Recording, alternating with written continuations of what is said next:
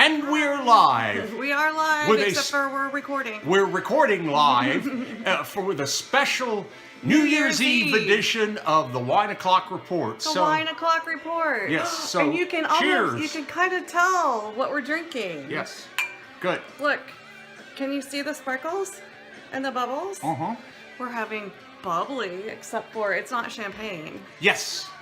I'm not even sure it's Prosecco like we thought it was. It's not actually. It's Eternity Sparkling Cuvee. I don't even know what that exactly means, but it is sparkling. Yeah, that's fine. And we were wondering, first of all, why we're not drinking it from flutes, from champagne flutes. Well, we're following a theory that I've heard about before, but most recently advanced again by a wine writer, I think her name is Lori Hambuchen, that said that really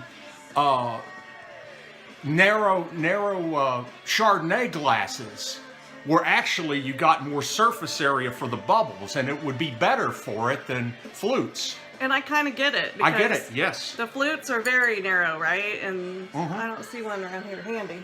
Yeah. But this is a white wine. It's actually not a Chardonnay glass. It's a white wine glass. Yeah, but still. We drink red wine out of it, too. Yeah, there are Wine O'Clock glasses, and they're pretty much the same, but it's, right now, it tends to me to work well for sparkling. No, I like it.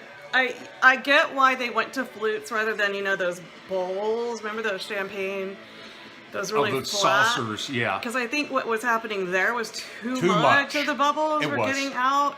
And this way, since it's curved around a little bit, the bubbles, when they come to the surface, they don't go all the way out the glass necessarily yet. At least that's my theory, unscientific. Okay. And see what you get. I got a couple of ideas already. Well, I can tell you that it's not as sparkling as I like sparkling to be. Yeah. It's well, I'm tasting apples. It's very appley. And I'm tasting just a touch of pineapple. Pineapple, let's check it out. Okay. But especially Granny Smith apples. Just a slight touch of pineapple. I think I'm getting grapefruit and not pineapple. Yeah. But I'm getting grapefruit. That's the other one. Tart. That's what it was that I couldn't do it. Good job, honey. Good job, me. Because it's more tart than it is pineapple sweet. Yes, it's more tart than sweet. So that's why I was thinking grapefruit. So yes, apples and grapefruits. So good. Let's see. It's Eternity Sparkling Cuvee, West End Estate. Oh, a smooth and elegant wine with fresh citrus fruit, grapefruit. Yes, a wine with eternal sparkle. Oh, cool. A product of Australia. They do a lot of Australian wines in Bright Cellars. I think this came from Bright Cellars. Oh, and that's good because Australia gives you a lot of bang for the buck, totally money-wise. Does. I still don't understand how we can import so much wine from Australia with all of our crazy alcohol taxes and rules and regulations and everything, and still have them be so affordable. It's crazy to me. Same thing with Chilean wines from Chile. Chile. Yeah, the same thing. They're also very affordable. And if you want imported versions of your favorites, then I would go to those two countries. Because you'll get quality wine for a decent price. It makes me wonder if you go visit those countries, is that their $2 chuck? Yeah, I mean, no, it's good. Know. It's good. It's very clean finishing. That's why I know it's not. And there's not that. That's why I know it's also not Prosecco, because even by the taste, it doesn't. Prosecco has a tiny touch of almond in it. It does. And in some of them, it's rather pronounced. And those are the ones that I tend to like, are the ones with almond taste more to the forefront. I really like Prosecco a lot, too, because to me it's a smoother taste than most champagne. Of course, I haven't had very much of the high-end champagne. No. As a matter of fact, the highest-end champagne I've had is Veuve Clicquot. Yes, or Piper Heidsieck. Oh, Piper Heidsieck. Which I thought was even better than Veuve Clicquot. But you want to know a funny story, all y'all out there? So last time I got promoted, I had been telling myself in the years leading up to that the day of my next promotion, I was going to go buy me a bottle of Cristal, which is a high-end champagne. But I didn't. And you know why I didn't? It's because I was too tired to go that day. Because it was like a surprise. Like, I didn't know I was getting promoted that day, and it wasn't that great of a day until I got my promotion.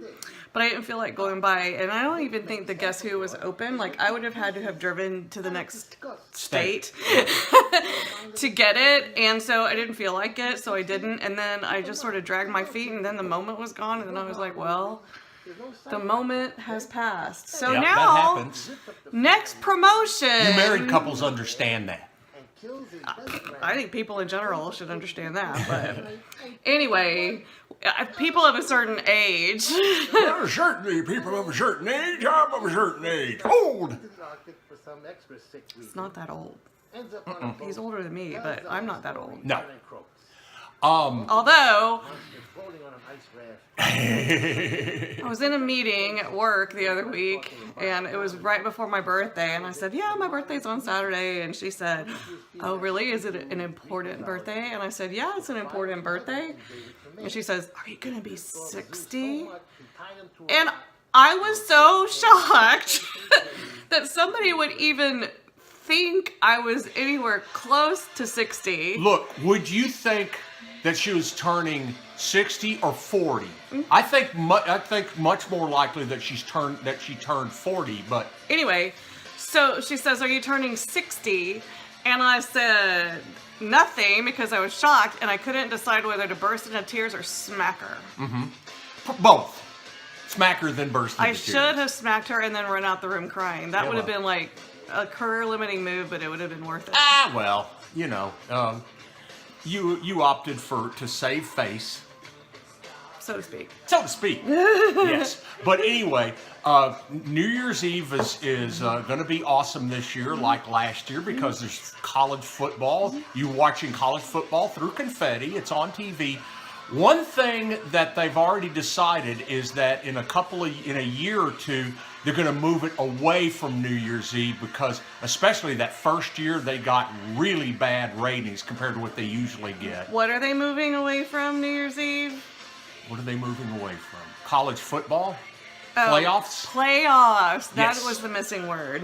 Yes, college football playoffs. Some of those people out there don't really care about college football, so I just wanted to make sure that they knew that it was something important they were moving. Well, and they decided that there were three, I can't remember what the third one was, but the two that I can remember is that it was New Year's Eve and that last year New Year's Eve was on a weekday. So this year they expect attendance to go up somewhat because it's on Saturday, which of course is college football's day anyway. Right. And but they've made I think, very wise decision. Have it, the last, say, Saturday or whatever before, or right after New Year's Eve, and then have the national championship, a week or so later. They just got to be careful because the NFL playoffs are starting too. That's right.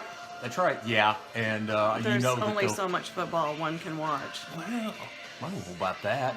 There's plenty. Hey, you can always watch plenty of football.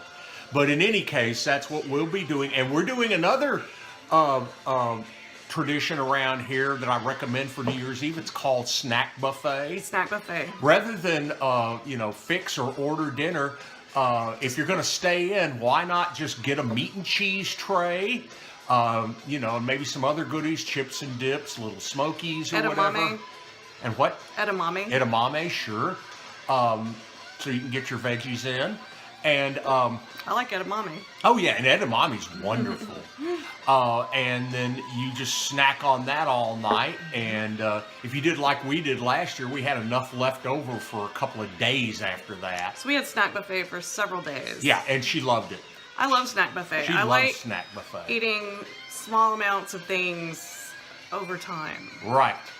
And actually, I think that this special New Year's Eve edition of the 1 o'clock report has just about run its course. I think so too. And I want, in my sincerest of hearts, I want to wish everybody a happy New Year. A very happy New Year, and make 2017 the best year yet. And especially, please pray for everybody, but especially for me to keep in better health in 2017 than I did in 2016. Yeah. You don't, as they say, you don't want to know the details. You don't want to know the details. No, you don't. But you can ask. Yes, of course. So. But anyway, and with that, we're signing off with the New Year's edition of the 1 o'clock report. Happy New Year. And as always, later people. Bye.